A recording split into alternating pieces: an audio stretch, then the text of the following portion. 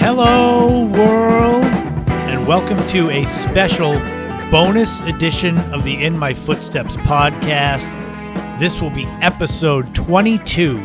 This is a second in the series of shorter bonus episodes that I'm going to be doing for the podcast. Hopefully you'll enjoy these. They're smaller, bite-sized. Basically, the idea was I get a certain amount of minutes per month to use for the podcast on the hosting service I have. And I had been noticing that I've been having minutes left over at the end of each cycle, and they don't roll over. So I started thinking it was a waste to not use them. So now I'm starting to use them. These particular podcast episodes are going to be deeper dives into one particular subject. A couple of weeks ago, I did an episode totally dedicated to my grandpa and his life. That was episode 20. And let me know when this is done, or if you hear any of the other ones, if there's any topics you might like me to do a deep dive into, definitely shoot me an email, christophersetterland@gmail.com, or find me all over social media. This particular episode is something that I actually had planned to do next month, but the timing seems better to do it for May, because May is Mental Health Awareness Month, so it makes more sense to do a deep dive about mental health in May when it's the Awareness Month rather than next month, and it won't make sense. And I felt this episode was also appropriate at this time because I'm sure a lot of you out there, I say it at the end of every podcast episode, to take care of your mental health, and it means a lot.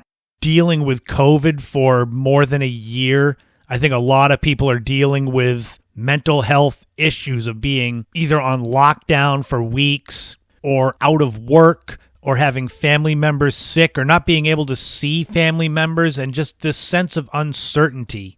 And yeah, I know mental health can come with a stigma from some people that are just ignorant, but I'm hoping that, shining a little bit of a light on it makes it easier for those dealing with it to talk about it, and easier for those that are hearing from others about it to process it, rather than just saying, ooh, you're depressed, that's stupid. It's like, unless you go through it, you don't know.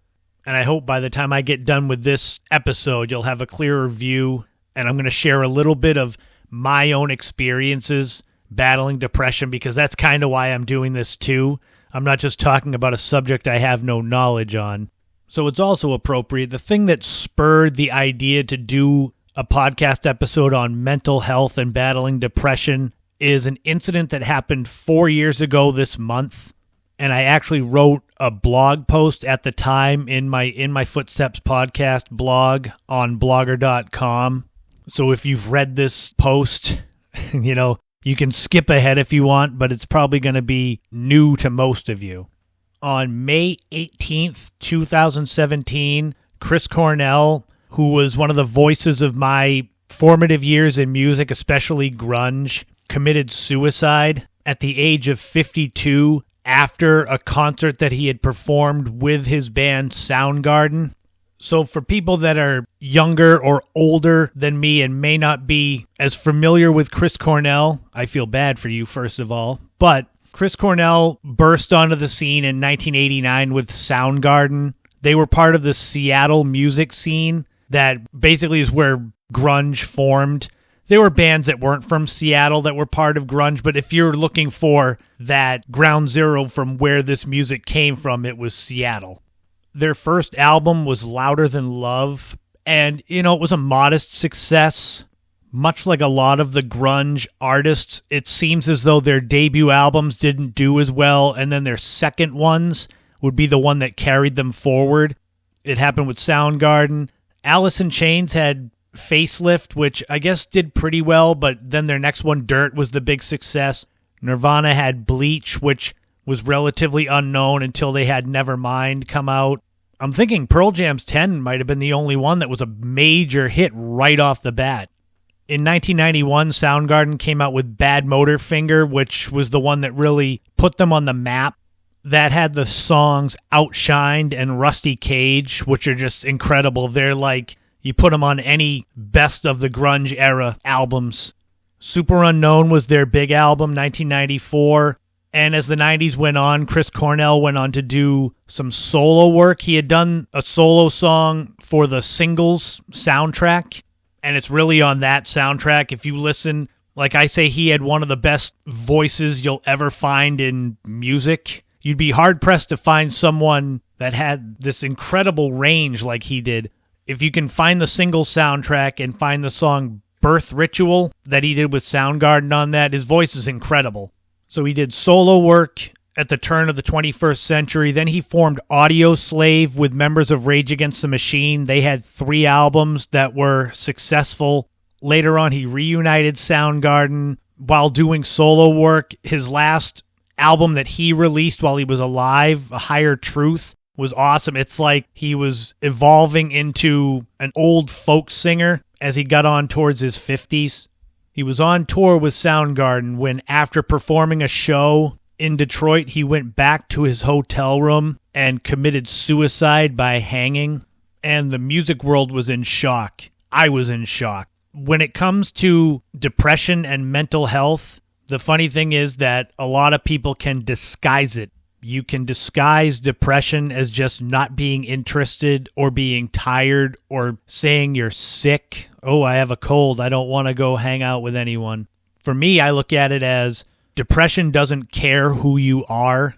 You look at someone like Chris Cornell, who was one of the most successful musicians of the 90s into the 2000s, and depression doesn't care that you led one of the biggest grunge groups and then you continued your career for, 30 years. It doesn't care.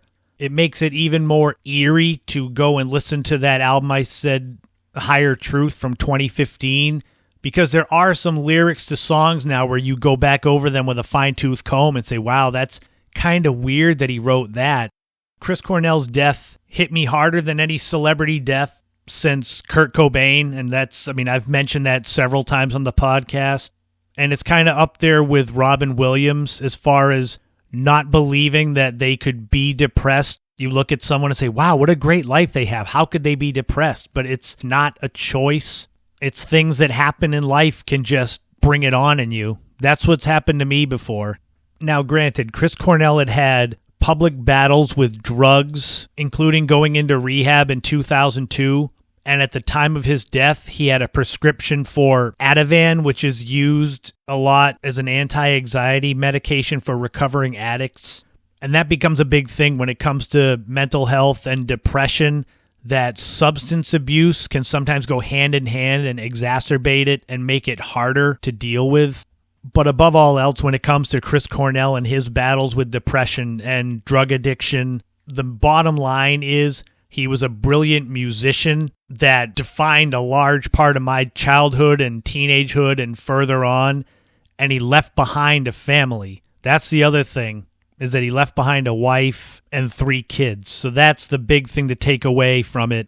For me, it hit home because of my dealings with depression, and it also hit home because it reinforced that statement that depression doesn't care who you are. So let's dive a little bit into mental health myths and facts. For those that are not as familiar or maybe haven't dealt with it, I would assume that most people know someone that has dealt with some sort of mental health issue, even if you don't know it. These facts I'm about to give you are straight from mentalhealth.gov, so you can go and see them for yourself. The big thing that I've been trying to say is that mental health issues are more common than you think. This is from 2014. 1 in 5 American adults have experienced a mental health issue. 1 in 5. 1 in 10 young people experienced a period of major depression. And 1 in 25 Americans lived with a serious mental illness such as schizophrenia, bipolar disorder, or major depression. That leads to suicide being the 10th leading cause of death in the United States, accounting for the loss of more than 41,000 American lives each year. That's more than double the number lost to homicide. And part of the stigma that comes with depression or some sort of other mental health issue is people thinking that you're crazy, and crazy leads to violent. But in reality, most people with mental illness are not violent, and only 3 to 5% of violent acts can be attributed to individuals living with a serious mental illness. In fact, people with severe mental illnesses are over 10 times more likely to be the victims of violent crime rather than the ones perpetrating it. A big myth, and I've brought it up a couple times, is that mental health problems can be caused by personality weakness or character flaws, and that people with mental health problems can snap out of it if they try hard enough. But the fact is, mental health problems have nothing to do with being lazy or weak. Many people need help to get better. And a lot of the factors, it's biological factors, genes, physical illness, life experiences, trauma, or a history of abuse. And these people, a lot of them, you get therapy and self-help can help you, but friends and loved ones can also make a big difference. The fact is, only 44% of adults with diagnosable mental health problems and less than 20% of children and adolescents receive the necessary treatment. And the thing is, when it comes to people with mental illness, with depression, it doesn't take a lot. A little goes a long way. Just reaching out, letting them know you're there to help, helping them access mental health services, learning and sharing the facts about mental health.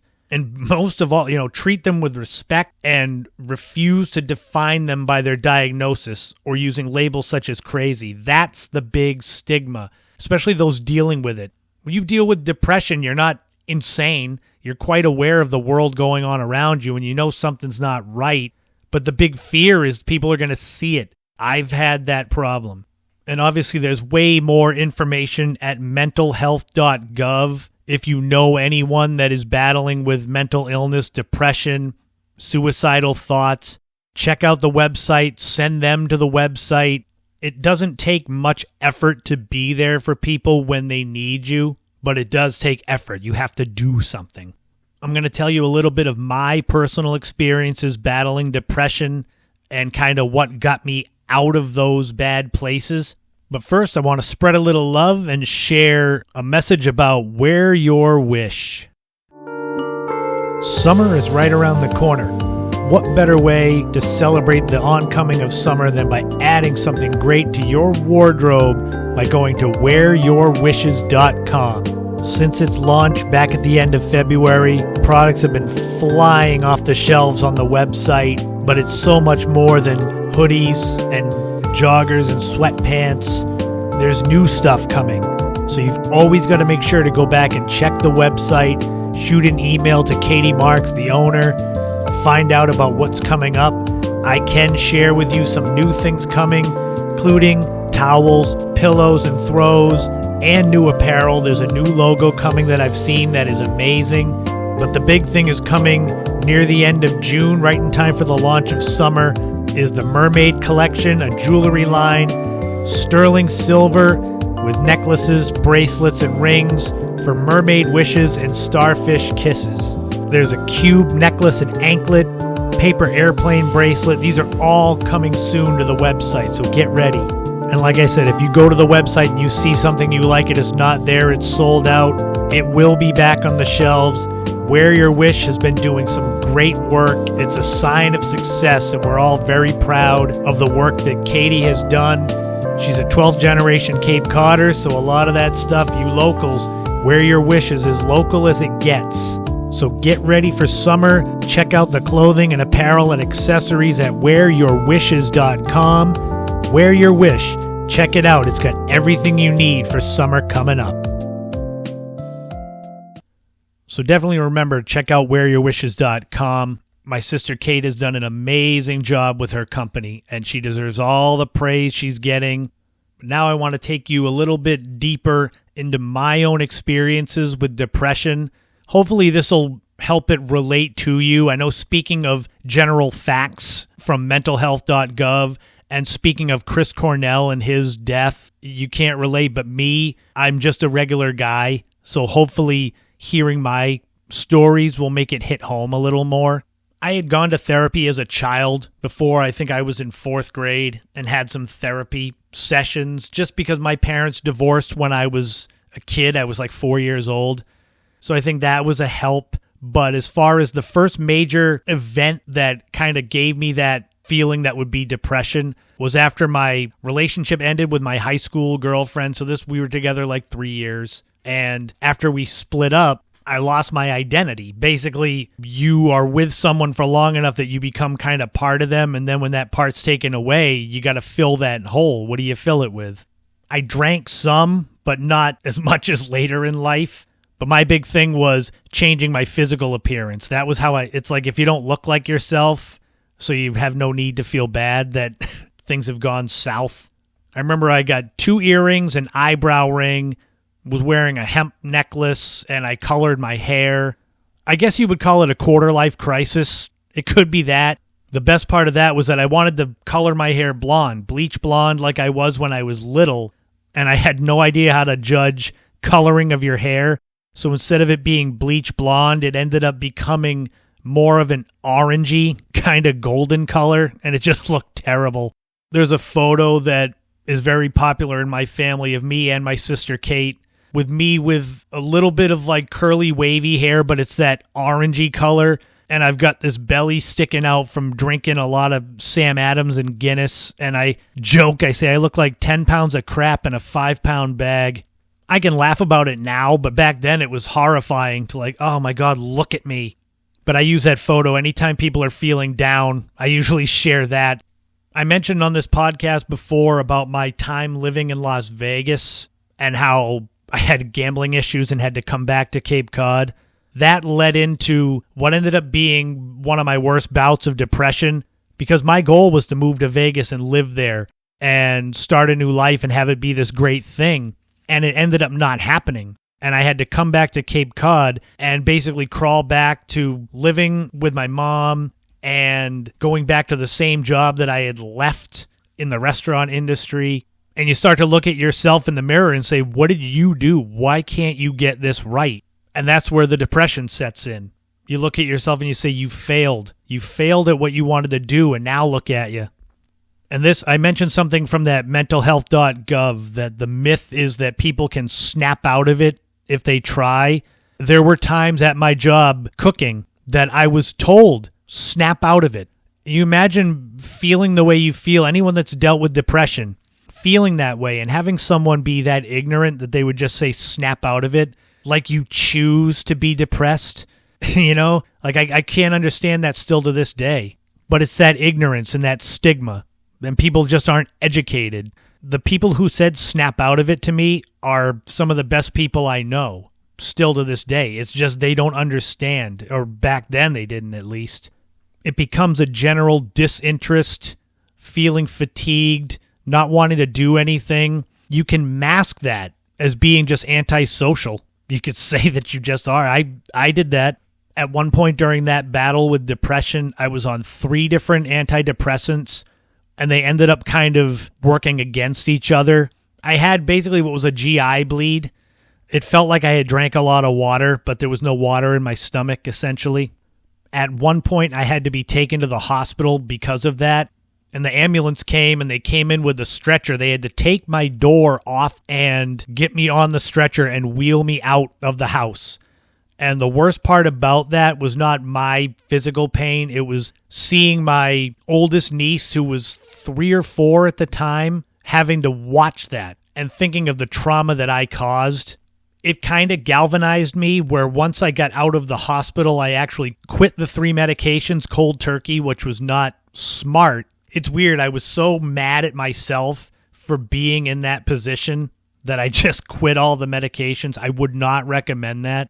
I actually didn't feel like myself again until I met someone. There was this girl that was just the greatest person I'd ever met, and she came out of nowhere. Like literally, I met her one day and we went out on a first date that same night. It was sort of like you don't realize how bad you were mental health wise until you get to the other end of the spectrum and you feel amazing again, if that makes sense. Sometimes when you're in the throes of depression, you feel like that's just normal life now. and then you meet someone, and so like it doesn't have to be meeting someone. It's just you're happy. Things happen that flip you to the other side of the spectrum of life, and then you say, wow, I feel so great now. That's a big switch from how I felt before. And as I mentioned in a previous episode, I quit drinking alcohol September of 2020. My dealings with alcohol go along with depression and go along with the rapid decline and death of my grandfather from Alzheimer's.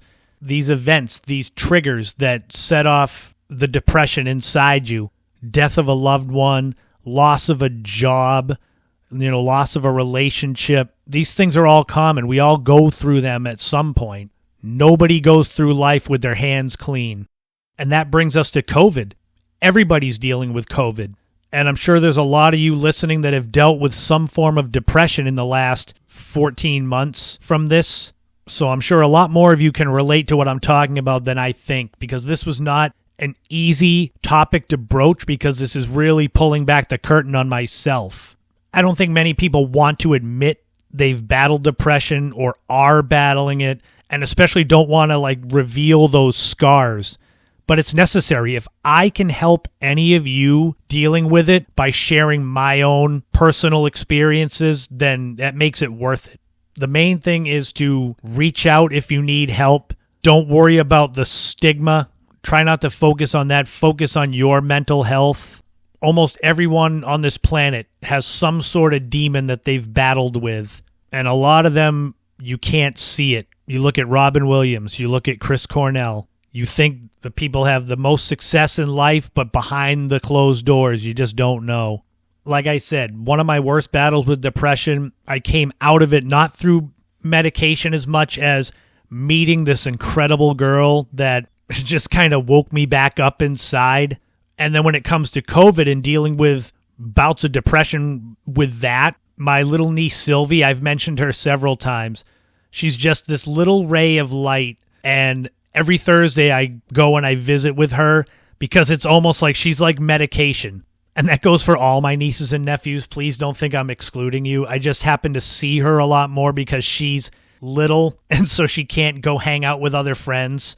And she actually thinks her uncle is still cool. So thank you all for tuning into this special bonus episode of the In My Footsteps podcast, episode 22, Mental Health, Depression, and Me. And hopefully it's helped some of you that are dealing on, going on hard times and dealing with depression. If you need help, definitely check out mentalhealth.gov. If it's really bad, the National Suicide Prevention Lifeline, 1-800-273-8255. I hope none of you need that number, but if you do, please use it. Reach out to people. Don't be ashamed. Feeling ashamed of what you're dealing with only makes it harder to come out of. I know I dealt with that too. And I will be back next week for a full-length episode.